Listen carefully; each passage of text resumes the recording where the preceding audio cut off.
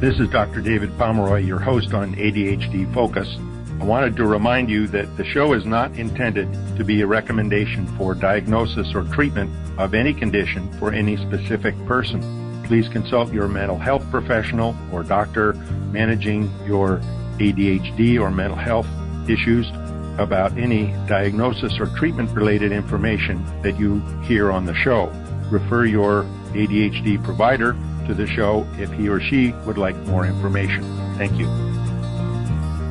Good day, and welcome back to ADHD Focus.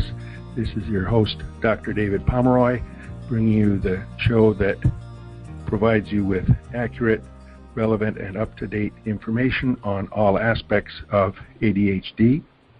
My guest today is Dr. Joel Nigg, who is a professor in the Psychiatry and Behavioral Neuroscience at Oregon Health Science University and director of the Division of Psychology. He is a researcher and leading researcher in the field of ADHD, author of many papers, and his most recent book is Getting Ahead of ADHD, an up-to-date summary of what we know in areas of ADHD and the environment, exercise, diet, video games, pollutants, and looks at different new treatments and all kinds of things related to ADHD. Today we'll be addressing sleep and the ADHD brain. Dr. Nigg, welcome to the program. Thank you. Pleasure to be here. So first let's talk about what's going on in the brain during sleep. I know certainly when I was growing up and even all the way through med school, it seemed like, well, that's when your brain kind of shuts down and rests. And that's exactly opposite now that we know more about it. That's right, as you point out. And we now know the brain is just as active during sleep as it is when you're awake, except it's conducting different activities. And of course, there's numerous functions now known about sleep. Some of it is housekeeping, cleaning up the brain, taking out the garbage and that sort of thing. But one of the most important things we've learned about the brain during sleep is it's running a lot of the same circuitry that it ran during the day. So we know that part of what it's doing is strengthening neural connections and building up neural circuits based on what it learned that day.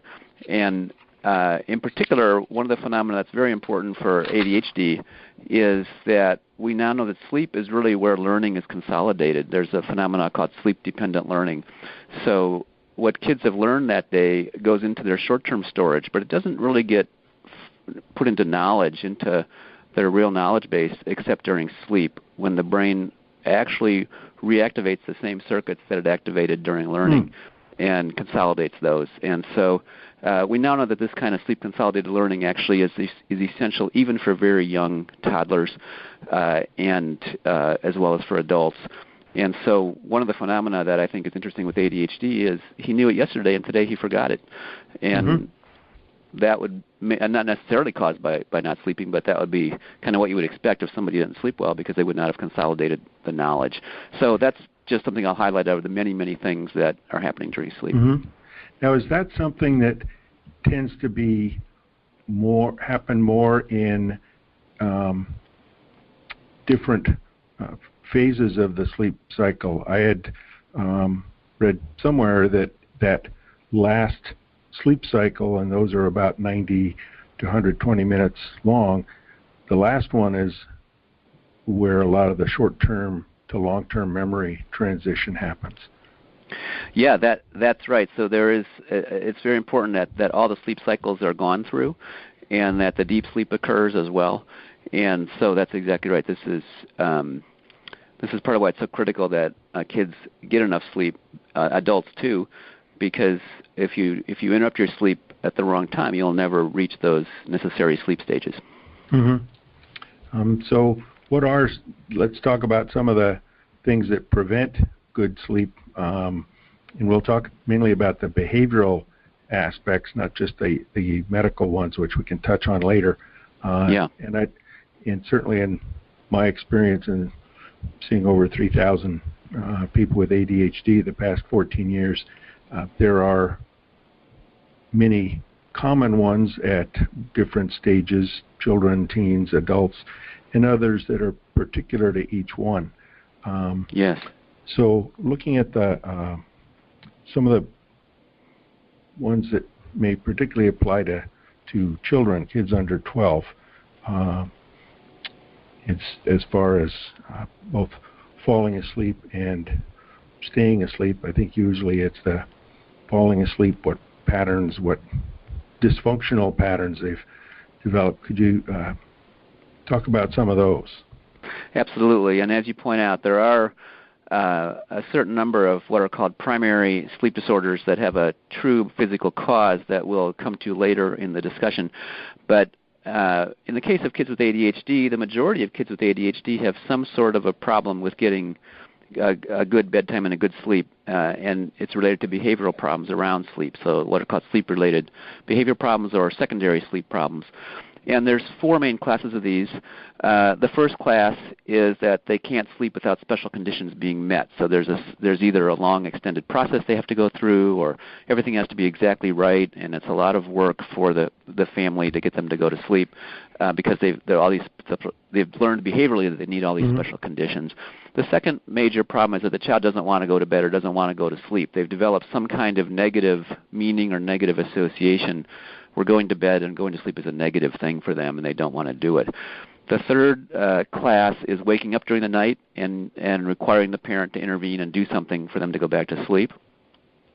And all of these kind of fall under a fourth area, which is that there aren't appropriate limits or boundaries around sleep, so the child and the parent have not been able to reach a mutually agreeable way that limits are set up. So the child either can't get themselves to go to bed or refuses to go back to bed after they wake up, or can't stay asleep or can't initiate sleep. They can't, and the parent is unsure how to get this to stop, and so the problem continues. So that can cut across all of the others. So those are the really main areas, and these behavior problems are extremely common in kids with ADHD. I won't say they're universal, but they are more than half of the kids with ADHD that, as a result, they don't get enough sleep. I think an additional source, there's many other sources of poor sleep. You mentioned before the show started that there's so much to do. Kids are staying up late trying to get their homework done. We'll talk perhaps later about blue screens, whether it's phones or iPhones as a hazard, sleep hazard. Another one that sometimes comes up is that nobody's getting enough sleep in the family. The parents aren't getting enough. The kids aren't getting enough. And often it turns out in my experience that, and I'm not surprised because I didn't always know this, but a large number of us actually don't know how much sleep kids need. And it can be surprising and daunting to realize how much sleep they need and what time they actually have to start going to bed in order for that to happen. And it becomes simply logistically difficult for families because there's so much that is going on. So I think those are all factors that fit in here. Yeah, and particularly with teens, I think that they kind of get scrunched because they, both in their sleep phase changes in adolescent years, end up going to bed later, and also they have more homework, but then they have to get up earlier. That's right. Yeah, go ahead. I'm sorry. They get scrunched there, and my pet peeve with schools is you really can start school at 8:30. You don't have to start at 7:30. Yeah, and your listeners are some of them probably aware that there are cities and jurisdictions now that are doing that change in high school, they're pushing high school start times later. This has actually been recommended now by national academies to make this change universally because evolution did not design teenagers to get up early in the morning or to go to bed early at night, and we're working against evolution here. And as I understand, there are a few school districts that have even tracked things, before the change, after the change, and we have less sleepy kids, there's less depression, their standardized test scores are higher, and all they did was change the start time. By just an hour. So even that 1 hour change makes a big difference. One of the things that I understand also is that 60-70% of people with ADHD across all age ranges don't have a reliable melatonin production. So that may figure into some of the difficulties falling to sleep, and maybe one way of augmenting that routine to include getting better sleep, or better sleep onset. Yes, that's right. There's a. I don't know about those percentages. I think those numbers are probably going to need further epidemiological study. But there certainly is probably an elevated ratio. Certainly, it's an interesting tantalizing possibility. An elevated ratio of kids with ADHD who have this what's called a delayed sleep-wake phase disorder. You can think of it just as a circadian offset disorder, where their body is producing the necessary sleep hormones at the wrong time. And this may be because their body did not entrain. The brain has to entrain to the light-dark cycle early in life, and that somehow that entraining didn't develop properly, or they may have some other genetic or other reason why their sleep phase is different. And again, they're like teenagers, only they're not teenagers yet. They're not built for the early morning, early night schedule that our society has imposed on them. And as you point out, there's often a biological, a behavioral piece of this. This often can be solved behaviorally, where they've gotten in the habit of this, and their body can learn and entrain itself to produce these hormones earlier by practicing the behavior, and the body learns to adjust, just like our body learns to adjust to other rhythms we give it. That said, though, there are cases where it truly is need to be intervened with around the hormonal balance and the melatonin balance.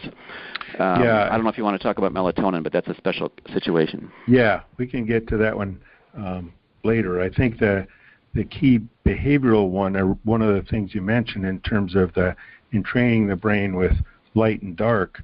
Now, of course, we're under light, artificial indoor light, much longer than the natural cycles outdoors, but also the I guess more intense light exposure of screen devices.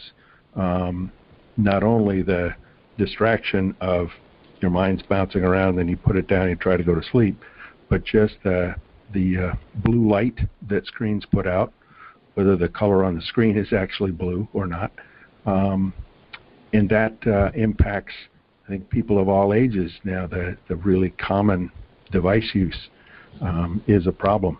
What kinds of things can people do to minimize that imbalance in terms of the light and later light exposure?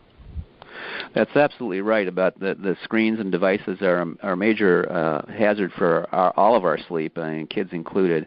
And there really is a biological basis, as you point out. The part of the brain, the suprachiasmatic nucleus, that is involved in sleep hormone production relies on light signals to know when it's time to start shifting the body's hormone production towards sleep. And that is fooled by our screens because, as you point out, they include the spectrum of light, the so-called blue spectrum, portion of the spectrum that part of the brain is relying on for its signaling. And so, as we all know, when you see the sun go down, you notice that the color of the sky changes and it's not blue anymore. That's an indication that the blue spectrum light is going down. That's what the brain is relying on. When we have our screens on, the brain is fooled into thinking that blue light is still there. And so the simplest solution to that is to not look at the screen before bedtime. Yes. One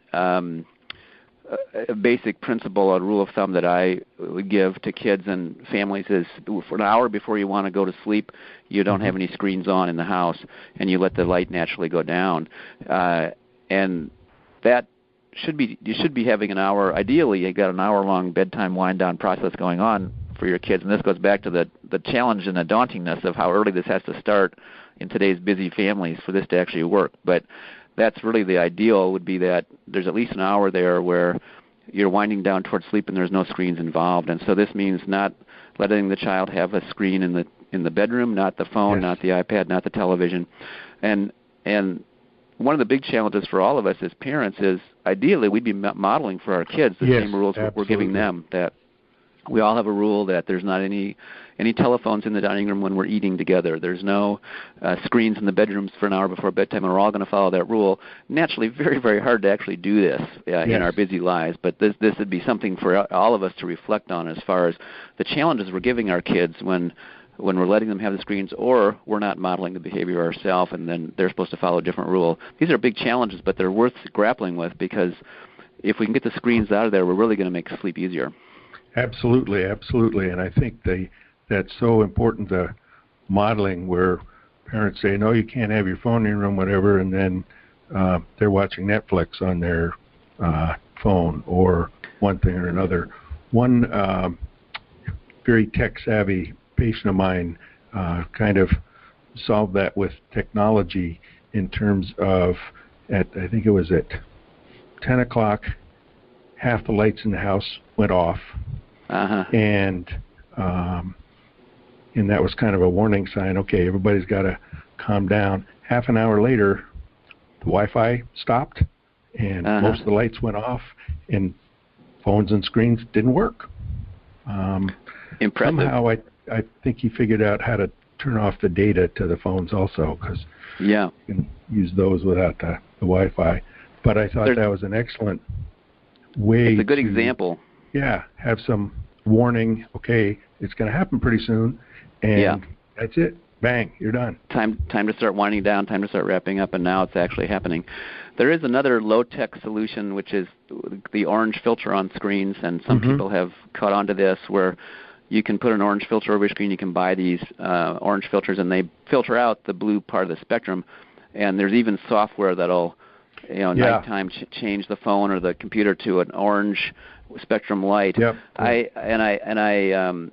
I only encourage this use when there's absolutely no choice, because my concern is that, as you pointed out, it's not just the blue light, it's also the stimulation from the screen, the material in the screen, that whether it's the game or whatever, it may be fun, it may not be. For many adults, of course, it's negative stimulation. They're watching the latest headlines and getting blood boiling over about whatever that was about.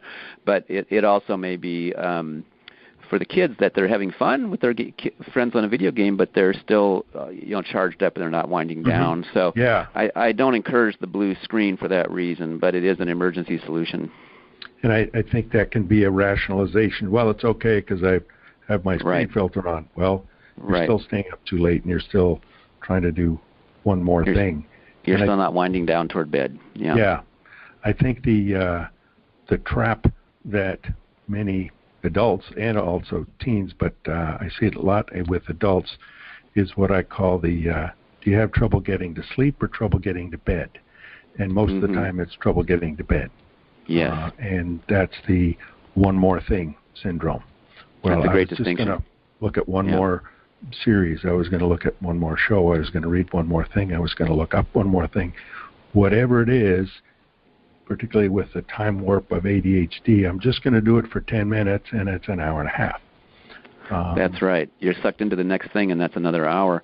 And maybe it should be, do you have trouble getting to bed with all the lights and devices turned off? That's because the other issue is doing stuff in the bed, so the body learns that the bed is not just for sleep, it's for watching TV, it's for everything else. So that's another precaution. Yeah, and I think one of the things you mentioned in the webinar was even lying on bed doing homework, or that's where you read in the afternoon, or whatever, that gets the brain associating bed with activity, staying awake, doing things, where bed really ought to just be sleep. And that's the ideal. That's the ideal. Even when the bedroom has to double up as the child's study room, which I know for many families that's the reality in terms of space available, try to avoid it being on the bed, so that the bed itself is reserved for sleep and the homework is at the desk or at the table in the room, so that there's a special place. And that way the body doesn't learn that the bed is a place where unpleasant things happen, but it's a place that's a pleasant place to go. You want to go there, or you like it, and you want that to be a positive experience getting in the bed. So we talked about some of the common problems at all ages, and particularly with teens. What are some of the ways to address that delayed sleep phase, which partly is, I guess, cultural, but then there's also a very real issue of a delayed sleep phase syndrome? Teens are a very challenging group because if they have ADHD, they may have a genuine sleep disorder in terms of delayed phase, but as a lay person, you can never tell the difference between that and the normal offset of adolescence, because adolescence, as we talked about already, does offset the sleep cycle automatically with adolescent hormones. This is, by the way, as a footnote, another reason to be cautious with melatonin in adolescence, because it's another hormone that you're going to put in there with an unknown interaction with the natural hormones of adolescence. So just a footnote of caution around melatonin in teenagers without medical supervision. But that said, the first task on this is to try to help the teen. And certainly with teens, you obviously need them to want to do this or to be motivated to try it, is to try to learn an earlier cycle. So you start gradually working back little by little, earlier and earlier bedtimes, and till you think they're getting, I mean, we want our teens to be getting 8 to 10 hours. You know, I set a goal of 9 hours for teenagers in high school for sleep per night, and I'm sure many listeners would cringe to hear that, because it's so hard to do that, but that's part of what you really want them, you know, if they're going to have to get up early for school. Yeah, they need to be in the bed at 9 o'clock. And so what does that mean about backing that up to what time you're going to finish homework, what time you're going to turn the screens off? It's a kind of shocking numbers when you start breaking it down for what many of us are doing with our teens. But then so you got the teen currently going to bed at midnight, and you've already gone to bed. I've seen families where the parents have lost track of what the teen is doing during the night because they just had to go to bed themselves and gave up on the fight. And so, but the goal is that you start to work it back. Tonight you're getting in the bed at 11:30, and that means you're turning off your stuff at 10:30 or 11, and we're going to do that for a week, and then we're going to take it back. And if you can do this behavior, we're going to put in the extra privileges and so on that we give to teens who are showing that they're ready to function as adults in the world. And to function as adult, you've got to get yourself to bed, and you've got to get yourself up. And so that's why you have to learn to do this. Notice that we as your parents are going to bed earlier, hopefully, because we have to get up to work. Now, of course, if the parents are staying up to midnight also and not getting enough sleep, then we as parents need to look at our own behavior and say, I need to get enough sleep so I can model it for my teen, but then I also need to motivate my teen with adult-level privileges when they earn them to, you know, show that they can function like an adult by getting themselves to bed earlier. But you got to do it gradually, because it's a shock both psychologically and biologically to change it all up so fast. Right. And I know, well, when people, whether it's travel or sleep cycles, have gotten off on vacation or whatever, that the thing to keep most consistent and hold to is the waking up time, the getting out of bed time. That's right. You can't say, okay, well, we've been going to sleep at midnight, we're all going to go to bed and sleep at 10. Well, that's just not going to work. Right. But if you go to bed at midnight and you have to get up at 7 no matter what, don't take a nap the next day. And one of the things that will help you get to sleep is how long have you been awake. It's going to be easier to get to sleep at 10:30. You'll be tired. Keeping that's right. Consistent. And I should assure the listeners that there's a number of specific tactics for working that clock back again behaviorally. So this is really a place where if it can't be done by just trying to do it, it's really worth getting in with a counselor, because there are specific tactics you can use to ratchet that clock back the way you want to do. And that's the first thing to do with a teen before you worry about whether they've got a true medical disorder, is just behaviorally work that back with a counselor and adjust that clock cycle and see how far you can get.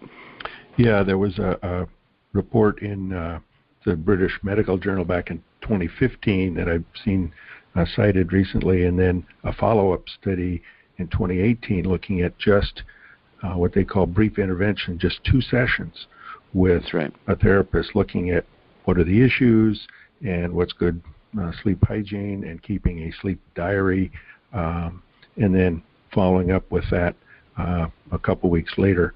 And definitely I think some of the interesting things I saw out of that was that not only were there fewer sleep problems, but quality of life improved, and teachers noticed there were less behavioral problems at school for kids who got better sleep.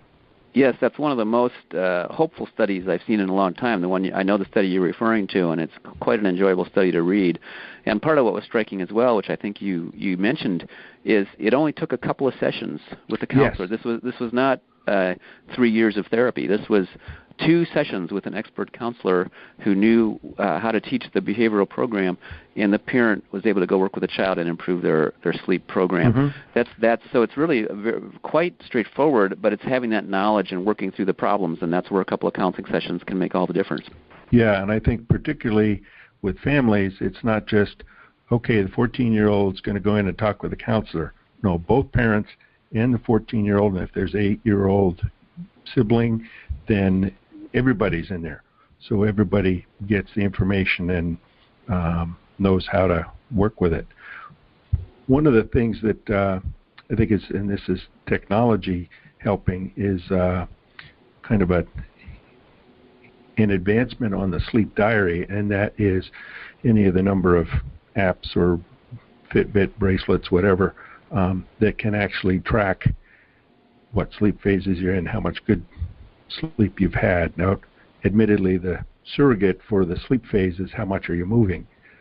But still, I've seen people say, boy, I looked and I really wasn't getting much efficient sleep, so I changed this and that. That whole idea of here's the information, you have the feedback right now, can really help.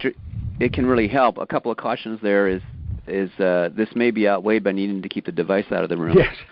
And so you have to make sure that's not going to turn into looking at the device when you shouldn't. And the other is that not to rely wholly on these things, because many of them are not yet as reliable. But it is a great way to start to get some information and to start to realize I'm really overestimating how much sleep I'm getting. I need to get more serious about this. Mm-hmm. And I think that may be an advantage of the, and I use Fitbit only because that's the name of the things I've heard, but I know there are other various watches and one thing and another where there isn't a lot of looking at something. Maybe teenage eyes can see that micro print. I certainly couldn't read. And as you point out, there are watches that will do this, or watch devices, and of course some of them, like the Apple Watch, they have lots of capabilities, and you might as well have your phone on. But you can set that, I think, potentially to get the technology where you have the sleep recording on the watch, but you're not putting too much temptation on yourself or the child to secretly check the messages and the text messages and everything. Mm-hmm. And one of the other things a lot of people also try, sometimes out of desperation or because, well, this ought to help, is either different supplements or even the over-the-counter things, the Tylenol PM, or use Benadryl or various antihistamine things. If it's melatonin, that may be helpful, certainly if it's chamomile tea and some GABA or L-theanine or magnesium. Those are even more benign than the melatonin. Antihistamines are much more of a problem. I'm much more in favor, yes, I agree. I'm much more in favor of trying the behavioral tactics first before going to various over-the-counter remedies, including melatonin, which, as I mentioned before, can raise unforeseen hazards. A number of behavioral features are available for families and are available for kids. We talked about the boundary around sleep already, keeping a time boundary where you're going to be unwinding for sleep for a while. You're not going to be doing stuff right up to the last minute. And a space boundary where the bed is only for sleep. Those are 2 boundaries around sleep that are very helpful. Thinking about the activity, if you're going to bed at 9 o'clock, 8 o'clock is not the time to start the wrestling match in the living room. Right. It's not the time for the last second football game in the kitchen. But this is the time to be winding down and doing quiet activities. And for those that are older, a challenge for a lot of teenagers again is maybe that evening basketball practice or that evening soccer game under the lights or whatever, and you just had a lot of great exercise, and that's good for sleep ultimately, but your body needs time to come down from that intensity, and it may be better for that exercise to be at 4 o'clock or 5 o'clock instead of at 7 or 8 o'clock. And so this is a challenge, is getting that right activity sequence, and certainly foods, eating a big meal right before bedtime can be a factor. And so thinking about setting the meal at the right time and getting the right amount of food in you, that's so that your body has time to go back to sleep and not be focusing on food or digestion. And so these kinds of life cycle and life often And then whether it's maybe warm milk or something that's relaxing at night that associates with pleasure. So one of the things that we try to shoot for behaviorally is that going to bed is a great experience for the child. Mm-hmm. And this is where the bedtime story or the bedtime chocolate milk or whatever really can play a positive role as far as this is all really a nice process that's attractive to the child and enjoyable. That's really helpful. And that behavioral stuff I like to see tried before we try over-the-counter helps. And then, as you say, there's a number of fairly lightweight things that can be tried after that before we go to anything more prescribed. Mm-hmm. And I think, like pretty much anything we do, if you have a routine sequence and follow that routine, your brain learns that, okay, this is what we're going to do, and the next step is we're getting in bed and going to sleep. And that's what we want to train. That's right. As usual, and unfortunately, we're at the end of our time, and I very much appreciated the discussion with you. Just to sum up, I think the key point here is that during sleep, not only is the brain clearing out some of the garbage and little bits and pieces, kind of defragging the disk, but it's also when learning is consolidated. That's actually when the learning gets solidified in the brain. It's not when you're studying at 8 o'clock at night. My guest today has been Dr. Joel Nigg with the Oregon Health Sciences University, and his book, Getting Ahead of ADHD, addresses a number of things we did today on sleep, but also on diet, exercise, video games, toxins and pollutants, and it is an excellent resource for everyone out there. Dr. Nigg, thank you again for joining me. Thank you, David. My pleasure, and thank you, everyone. So take care and be well until next time.